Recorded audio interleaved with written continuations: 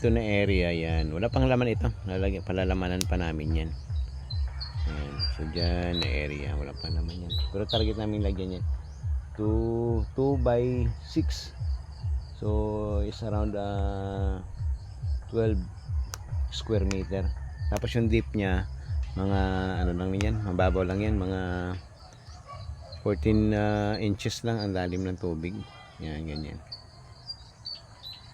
So dito tayo, dito yung iba naming tilapia. Yan. Yung tilapia namin dito is around 2,500. Pero ako makita mo dun sa ilalim, oh. Dun sila nakatira, oh. Yan. So umaga ngayon 6:30 nagpapakain kami. So 6:30 ng umaga nagpapakain kami. 2 beses na kami magpakain sa isang araw. Kasi natural naman, meron naman silang masisibsib. Yan ganun. Yan, you know. Doon kumakain yan sila, makita nyo. You know.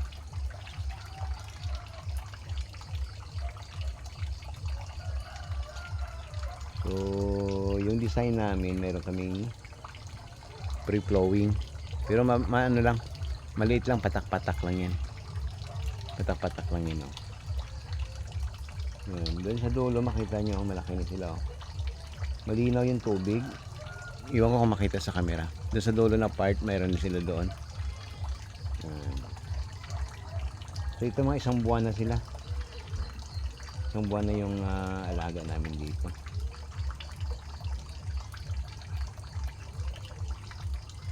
So thank you din sa isang kaibigan natin. Binili namin ito na maliit pa. Piso per piraso ito.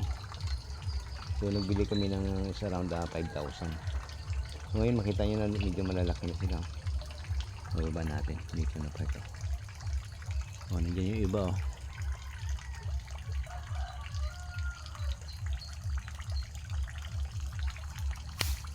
Lagyan natin ng pagkain. Yan.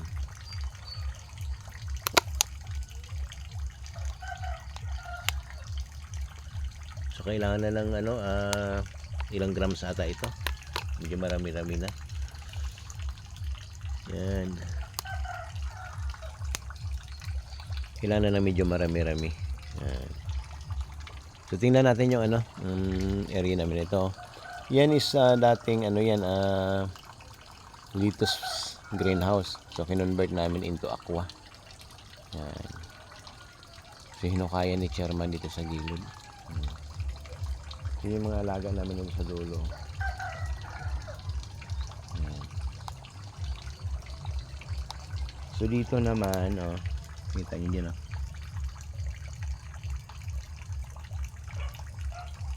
So maraming pagkain sa mga ilalim. Pero mamaya konti mawala yan. Pag kinain nila, maubos yan.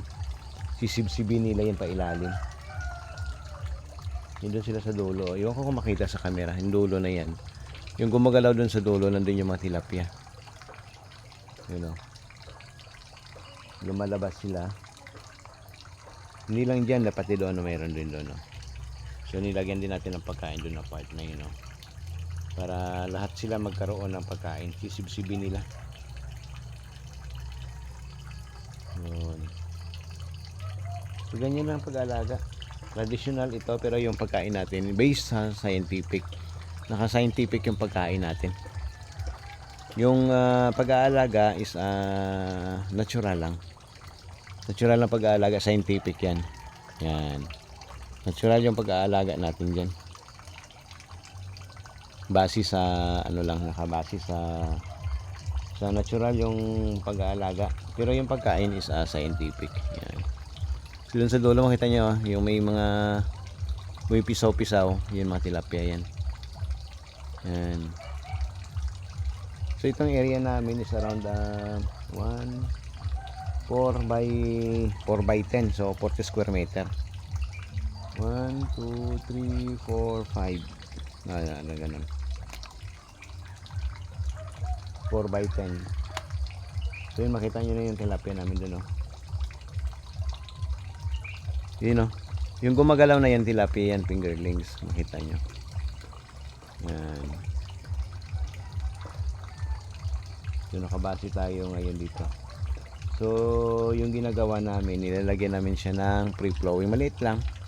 So we spend talaga doon sa ano, gagastusan natin yung tubig. Yan. Para tumaas yung oxygen level. So ito ang target namin nito is around ang target namin na kukuhanin bago magbenta is around 400 grams.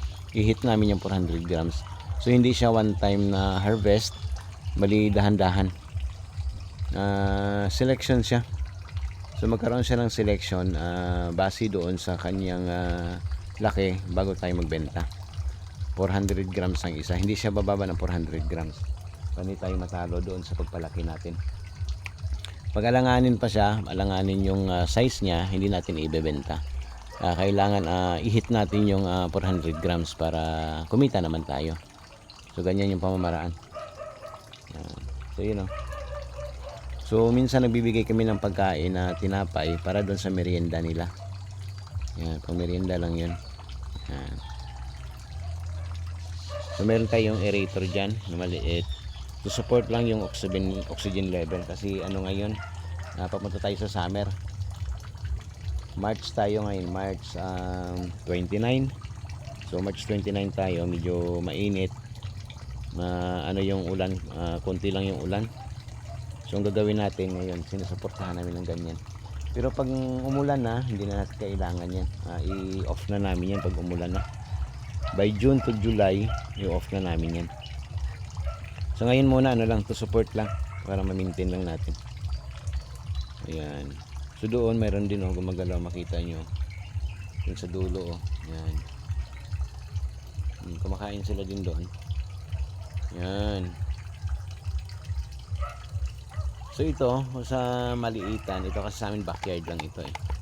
So meron kami ditong population na 10,000. Base doon sa ilang butas namin, 1, 2, 3, 4, 5, 6, 7, 8, 9, 10. May 10 kami na butas dito. Pero maliit yung iba na sizes. Ito medyo malaki itong butas na to. Kaya maraming laman. Ayun, makita nyo. So makita nyo yung gumagalaw na yan dyan. Yan yung gumagalaw na yan. Tilapia yan. Yan, kumakain sila. Yan. Makita nyo. Gumalaw. Yung gumagalaw na tubig na yan, tilapia yan. So dito na sa isang buwan pa lang dito sila sa area na to. Itong area na to, isang buwan pa lang sila dito. Yan. So ang breed ng tilapia natin dito is Niloticus. Nilotica breed ng tilapia. So meron siyang spot na na gray sa katawan, spotted siya. Yan sila kumakain, makita nyo. Yan, nabili natin ito sa kaibigan natin sa San Enrique. Yan. Yung gumagalaw na tubig yan, yan, fingerlings ang kumakain. Yan, dyan sila nakabase. Yan. So ganyan yung pamamaraan natin. Yan. To support yung oxygen level, ginaganyan natin. So doon naman sa kabila, mayroon naman sila doon. Sa part na yun may tilapia din kumakain doon. Group kasi yung tilapia pag kumakain. Yan. So ito naman ang ginawa naman namin, may ganito para to minimize yung init. Kasi masyadong mainit. So to maintain yung medyo malamig, so ginagawa namin ng ganyan. Yan. Doon sa kabilang pan namin mamaya makita nyo rin. Yung iba kasi doon di pa lumalabas. Yung ginagamit nating feeds dito, yung base doon sa isang brand na kilala doon sa scientific yung approach. So yan ang pinapakain natin. So starter mash pa lang kami ngayon kasi maliit pa sila. So gagawin namin dito to para makatipid kami. Siguro gagamit kami ng ipa ng mais para yung add-on doon sa mga pagkain namin. Yan. So ito hanggang ano to, hanggang mag-harvest ito, continuous yung ano natin, channel natin. Yung channel natin is Tilapia and Hito Aqua. Yun yung channel natin. Aqua Boys, Hito, Tilapia and Hito Aqua Boys. Yun, i-subscribe nyo tayo dun sa channel natin. Yun yung channel namin ni partner, Chairman Ramon Harmy. Sundan nyo lang kami sa channel namin. Hanggang paglaki niyan, i-update namin kayo. Yan. Sa pamamaraan na yan, traditional na pamamaraan, pero yung pagkain natin based doon sa science, naka-scientific yung approach natin doon sa pagkain. So yan. So for now, bye-bye muna. Update namin kayo sa sunod namin na mga videos para makita mo rin kung paano yung pag-aalaga namin. So yung unang harvest namin dito, meron ako isang in-upload na makita nyo doon is around 400 grams yung ano namin, yung isang tilapia namin. Yun yung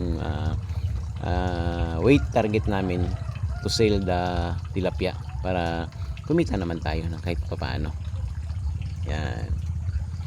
So thank you. Start up pa lang ito.